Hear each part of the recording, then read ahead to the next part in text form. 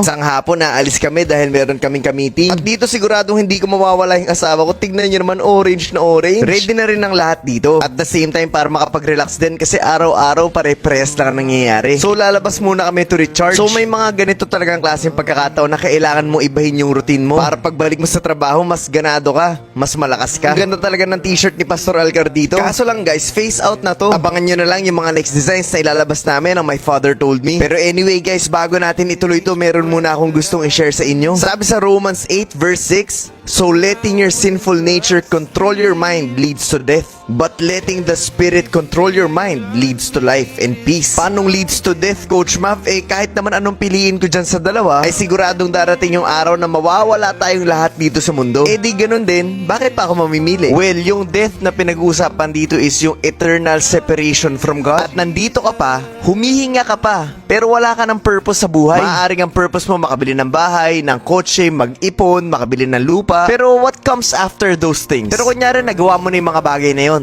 anong kasunod? Darating yung point, wala ka na talagang purpose na may iiwan. Bakit? Kasi yung purpose ng isang taong walang Diyos is puro temporary. Sabi sa binasa natin, if you let your sinful nature control your mind, makasalanan tayong lahat bilang tao. At kung hindi natin kikilalanin si Jesus Christ sa buhay natin, mananatili tayong makasalanan. But if you let the Holy Spirit control your mind, it will lead you to life and peace. Yung pwedeng sakto lang yung pera mo o kaya wala, pero ang saya-saya mo kasi punong-puno ka ng purpose sa buhay. Mapayapa. At yun ang sinasabi dito kasi hindi ka nakabase sa mga bagay na temporary. But if you don't have the Lord in your life, you will face death every day. Araw-araw na lang para kang naghahabol. Araw-araw na lang nag-overthink ka. Meron kang anxiety. Kinakabahan ka, nagdududa ka. Imagine facing that kind of life every day. That is death. Separation from God.